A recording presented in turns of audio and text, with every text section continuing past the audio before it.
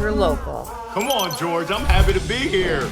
I help leaders go from anxiety to authority under pressure. And then let's go and get it. It's an ecosystem. The hardest part here is going to be getting me to shut up on this one. Conquer Local with Vendasta, hosted by George Lee. This is the Conquer Local podcast, a show about billion-dollar sales leaders, marketers leading local economic growth, and entrepreneurs that have created their dream organizations. They want to share their secrets, giving you the distilled version of their extraordinary feats. Our hope is, with the tangible takeaways from each episode, you can rewire, rework, and reimagine your business. I'm George Leith. On this episode, we welcome Paul Green. Paul is a managed service provider marketing expert. Based in the UK, he's worked with over 700 managed service providers all over the world. He helps MSPs improve their marketing and generate more leads with his Managed Service Provider Marketing Edge program. Paul's a former journalist and radio presenter and has been working with MSPs since 2016. He's also the host of the world's most popular podcast on MSP marketing. Search for Paul Green's MSP Marketing Podcast on your preferred podcast platform. Get ready, Conquerors. Paul Green is coming up next on this week's episode of the Conquer Local podcast.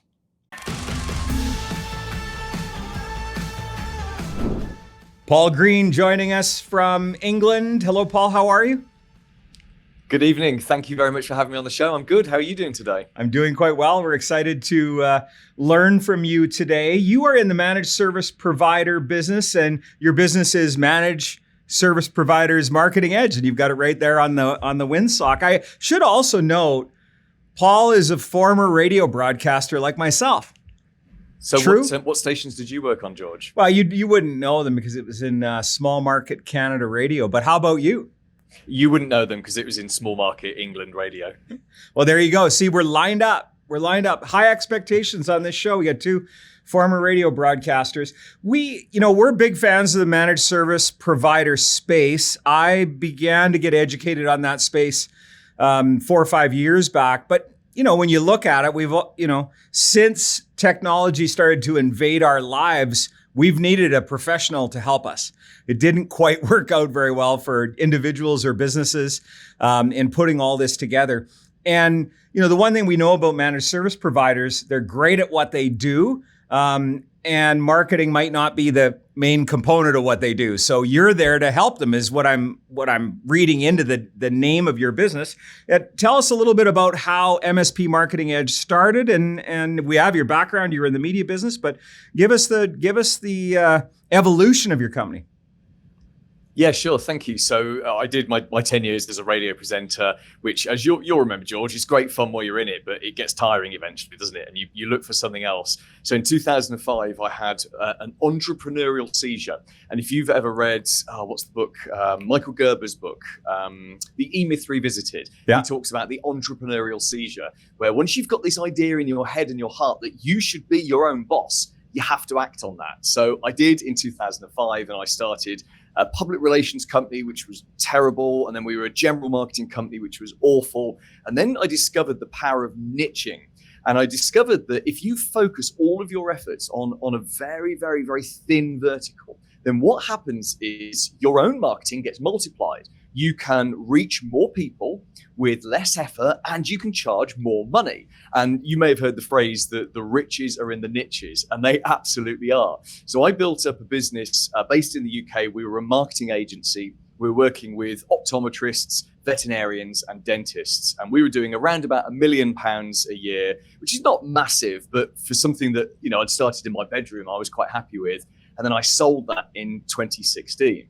Now, I got bored really quickly. So my plan was to take a year off, but within about 3 months, I started this business, and I was prevented by my contract from working with the veterinarians and the opticians for 5 years. So I thought back to my general marketing days, and I wonder who's in a good vertical that I could work with.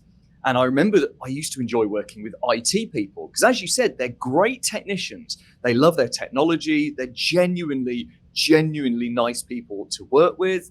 And I thought that would be a great niche. And in the years in between me working with them, they devolved from just being IT people to being this thing called managed service providers. Now, let me tell you, managed service providers have the best business model in the world because everything they do is about monthly recurring revenue. And as any business owner knows, the more recurring revenue you can get into your business, the safer the business is, the easier it is to run, and ultimately the more profitable it is. So managed service providers, it's all about monthly recurring revenue. They also have insane retention because ordinary people like you and me, George, we don't understand technology. So the MSPs benefit from something called inertia loyalty, where it's easier to stay with a supplier than it is to move over to a new supplier. Add in the final thing that makes their business model great, which is technology is changing all the time. Just look at the last 2 to 3 years. What's happened with COVID, work from home, hybrid working, cybersecurity, all these huge things. And this is a constant in their world, is that things change. And that's what makes them a great bunch of people to work with. And yeah, we help them with their marketing. We've told this story a number of times on this show as we've started to learn more about managed service providers. And that is when I was a radio sales rep, we were in very competitive markets selling against other formats. So you got the country station, you got the rock station, you got the top 40 station, and you would sell that audience. So there were multiple people in there selling an advertising solution. But there's only one IT provider. And actually that IT provider probably had the business's passwords.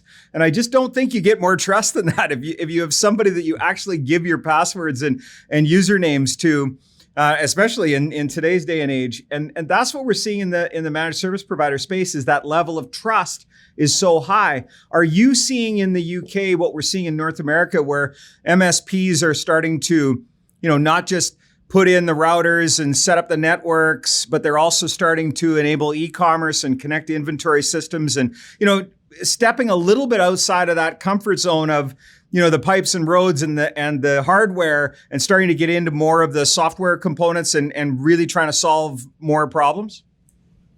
Yeah, great question. And I actually work with managed service providers all over the world. In fact, I have more clients in the US than I do anywhere else. And they're all going through exactly this transition. You see, what some of them have started to spot over the years is that all the hardware things they used to do, if you think about 10 years ago, 20 years ago, you went to your IT guys and they sold you the laptops. And when the laptop broke, they took it apart and they fixed it and they were soldering in circuits, and all of that's gone. And a lot of the stuff from over the last few years is going as well, because our devices are getting easier. They're kind of getting cheaper. Everything's faster. Everything's more connected. It's all in the cloud now. So we don't need to have servers, which are those massive, expensive computers sat in our offices. And what's happening is that the core IT stuff is becoming commoditized. And no one wants to be in an industry where something is commoditized, because the second you commoditize it, someone will go somewhere else and buy something cheaper just because that they can get it cheaper elsewhere.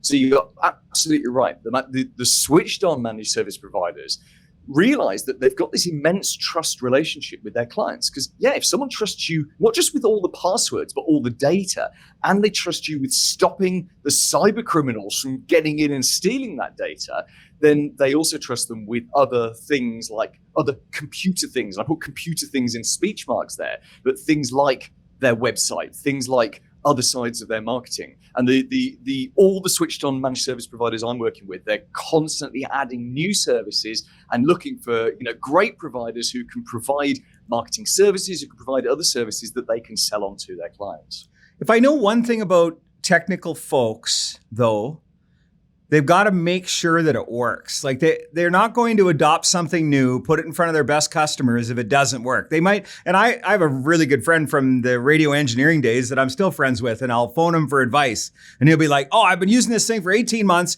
I've tested it. It works. That's the one that I'm going to recommend.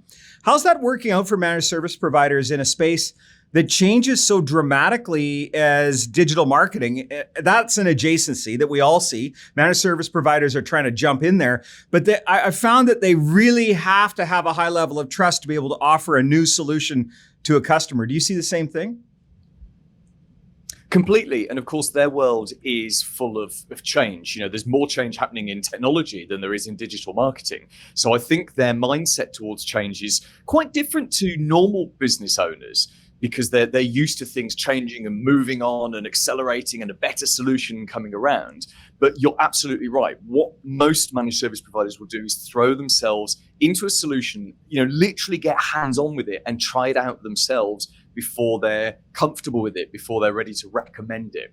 The managed service providers are really like all other business owners. They are technicians first and business owners second. When I say technicians, I don't mean technicians in the sense of using screwdrivers to fix things. If I think about the veterinarians I used to work with, they were technicians first. Mm-hmm. They would do their technical work, which in their case was fixing animals, before they were business owners. It was exactly the same with the dentists. I've worked with dozens and dozens of different sectors, and most business owners get into it and start their business or buy their business because they love doing the work that they're doing and they want to do more of it, but also have more control over it. So I think the managed service providers are exactly the same. They're happy to get in, jump in. The problem they have when let's say if they were to resell digital marketing services to their clients, it's a relatively easy sell for them.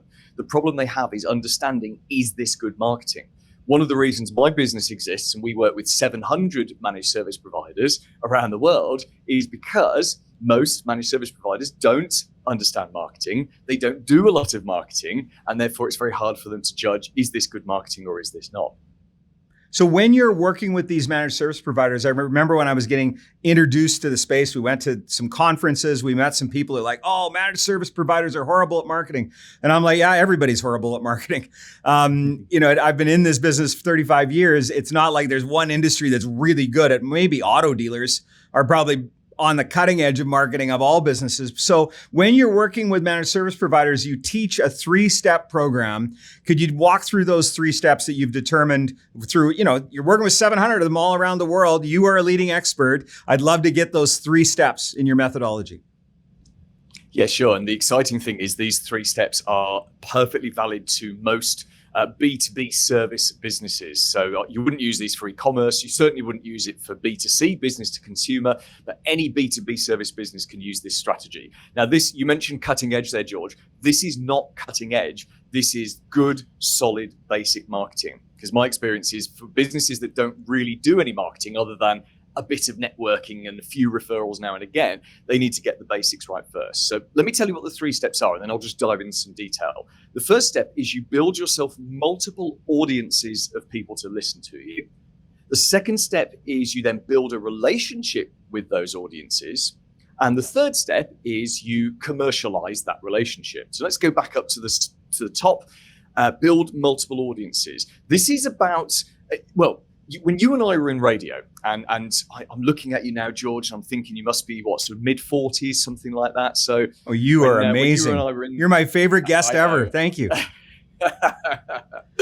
Maybe I've got some smear on the screen or something. I don't know. I'll check that later. But when you and I were in the radio back in the day, one of the reasons that radio station owners got so rich and all those groups built up and there was so much money, and it was the same with newspapers and directories, was because they controlled access to the audiences. And that was the case up till around about the turn of the century, when this little thing called Google came along and suddenly opened up access for everyone. And these days, a business owner takes it's standard that you have complete access to your audiences, but most business owners don't really know how to go and get those audiences. So we recommend you build up audiences of people to listen to you. So that might be, for example, on social media. So for managed service providers, it's LinkedIn. In fact, for all B2B, it's LinkedIn.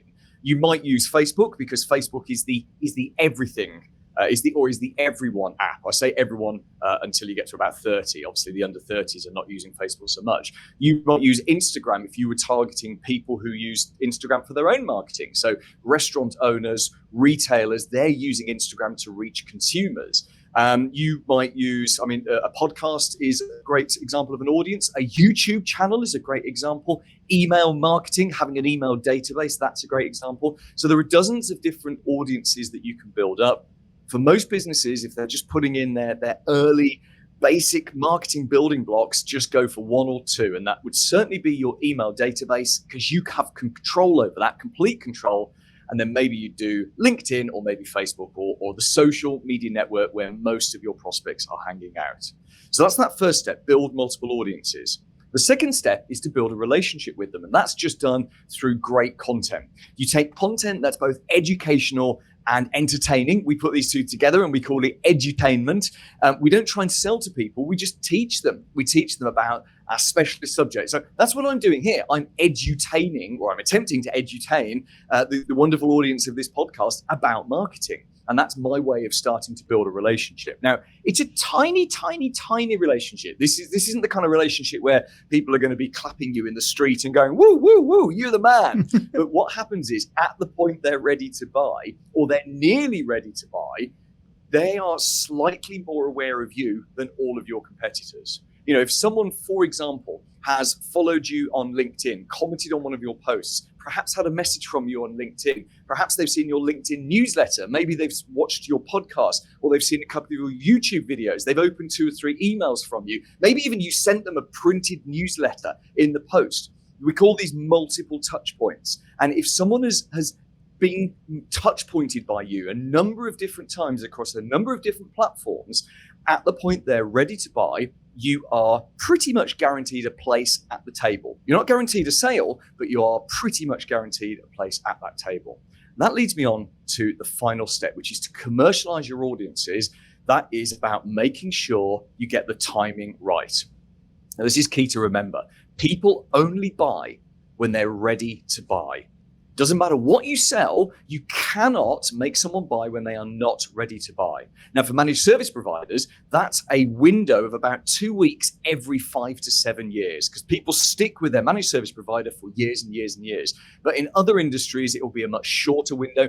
For example, when I work with veterinarians, there were so many more opportunities to grab new pet owners. For example, anyone that's getting a kitten or a puppy in the next 3-4 months, that's a great window to go and grab that person. And again, you'd keep them for 5 to 7 years. But there were more of those opportunities than the managed service providers would have. The difference is the managed service providers will take 6 figures of lifetime revenue from one customer, whereas a veterinarian may only take 4 figures of lifetime revenue. So it swings and roundabouts. But you cannot get someone to buy until they're ready to buy. So what you've got to do is commercialize your audiences.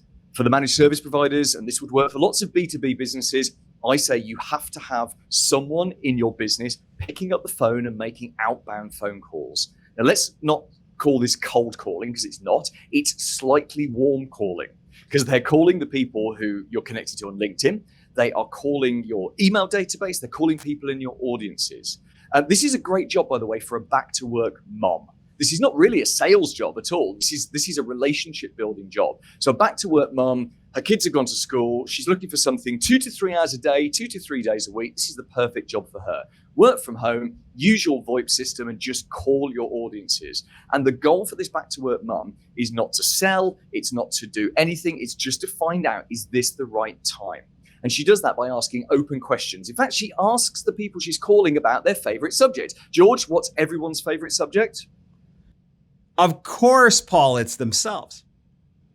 It is themselves. We're all inherently more interested in ourselves and our own businesses than anything else. So if you ask someone open questions about something like that, they will engage with you. You can start to move that relationship forward and find out, hey, yeah, actually in April, my contract is up. Why don't you guys give me a buzz back then? And then the back to work mom, her job is to book 2 to 3 quality appointments for you every week. So as the business owner, this is great. You're generating appointments of people who know you a little bit. You've got a slight relationship with you, and the chances of you winning the business for them is a lot higher.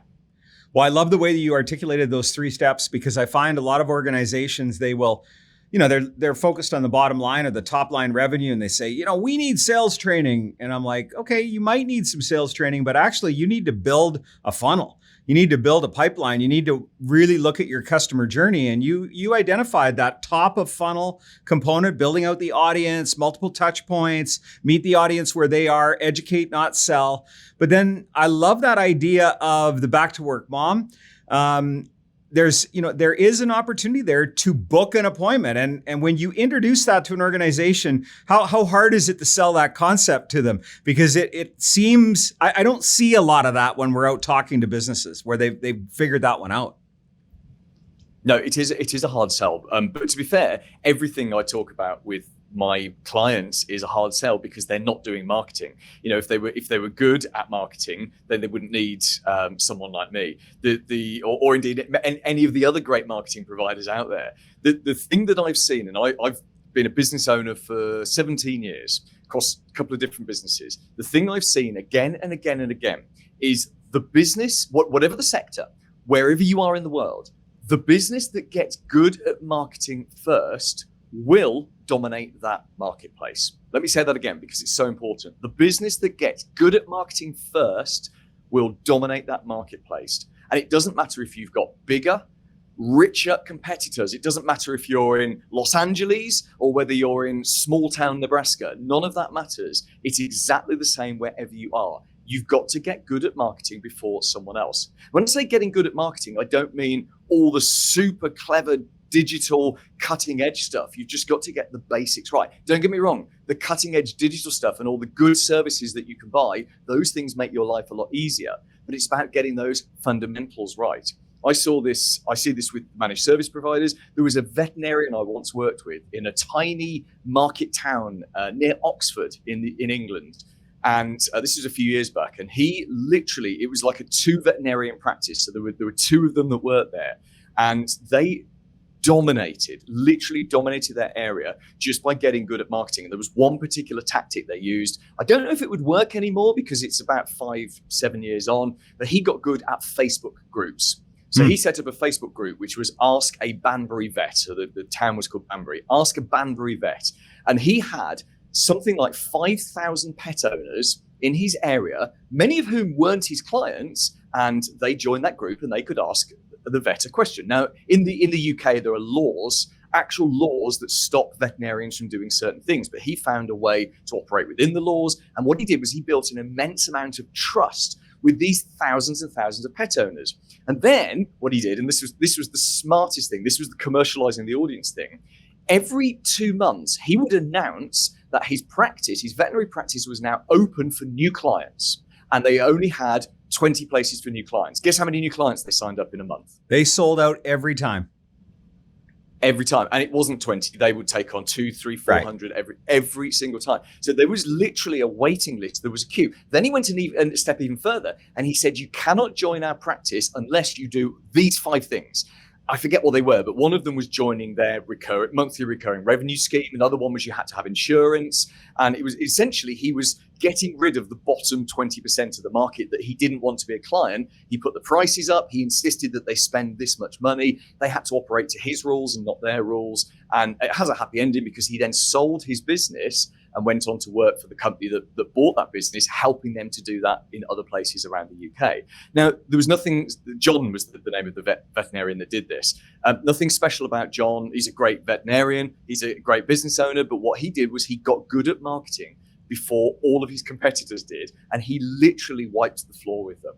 And you're right, George, you don't see that a lot.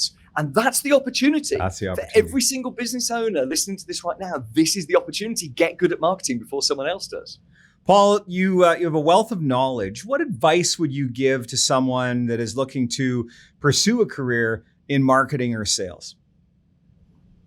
That's really, I don't think anyone's ever asked me that question before. I'm completely self-taught. So my background is obviously in radio. I was running the radio stations as well as being on air, and we had like $3 a year budget for marketing. So I learnt through experiments and the hard way back in the 90s and the noughties how to do marketing, how to reach people, how to get things done. And then I sort of skipped the formal training and just experimented. I think so the reason I say that is that's given me a very good grounding in practical marketing. In fact, just today, as I speak to you today, I'm in the middle of a massive launch sequence for a new product in our company. And we made a major mistake last week, which has affected us this week. I won't go into the details of it because it doesn't matter. But I'm still making mistakes and learning and trying new things. And I actually find that more exciting than anything else. So I guess my advice it's the same as my advice. If you said to me, how do I get into radio? My advice would be start a YouTube channel, start a radio show.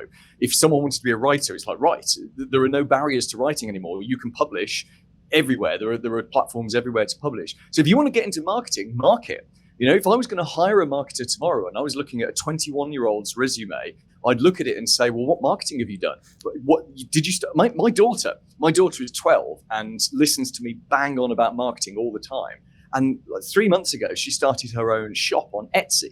And it doesn't matter what she sells, but the point is we now sit and we sit and talk about doing split testing experiments on Etsy. We sit and talk about changing headlines and changing pictures, and we talk about upsells and bumps and all these marketing concepts that I've learned by reading 1,000 marketing books. And I'm talking to a 12-year-old about them. How exciting is that? Now, I don't know if she's going to get into marketing or whether she'll go off and do musical theatre, which is what she wants to do. But could you imagine her going for a marketing job in 8 years' time and saying, here's my resume, I ran my own shop, I increased my orders 167% by doing this, this, and this. Instantly, she is a practical marketer, and that takes a value into a job. So I think my advice is just do it, get going. There's 1,000 books to read on it. There's 1,000 great blogs and resources out there. You know, the only thing that's holding you back would be yourself. Yeah, it's never been easier to educate ourselves. Paul, it's an absolute pleasure having you on the show. You are a wealth of knowledge. Congratulations on all the success. If someone listening is saying, I want Paul, I want MSP Marketing Edge, how do they reach out to you? Yeah, sure. Thank you. So I have a website, which is Paul Green's, so that's with an S on the end, Paul Green's MSPmarketing.com. And you can also find me on LinkedIn if you just go and look for Paul Green MSP Marketing. Absolute pleasure having you on the show. Thank you for your time today, Paul, and all the best. Thank you. Thanks for having me on, George. As you can tell, Paul Green has a wealth of knowledge and experience, and he highlighted that 3-step strategy for helping managed service provider owners win clients and generate profits. Step number 1, build multiple audiences. Step number 2, build a relation with the audience. Step number 3, commercialize that relationship. And I love this line, people buy when they're ready. If you like Paul Green's episode discussing strategies to win clients, let's continue the conversation. Check out these episodes, 360, MSP Marketing Troubles with Ian Adam, or episode 415, Analyzing the IT Channel with our very own Andrew Down. Please subscribe and leave us a review wherever you listen to the podcast. And thanks for joining us this week on the Conquer Local podcast. My name is George Leith. I'll see you when I see you. You've been listening to the Conquer Local podcast presented by Vendasta. Tune in next week for a new episode. Guest discovery and produced by Sullivan Adam. Marketing by Rory Lawford, Nicole Lozon, and Sullivan Adam. Executive producers, Brendan King, George Leith, and Sullivan Adam. Recorded at Vendasta headquarters on the Canadian Prairies.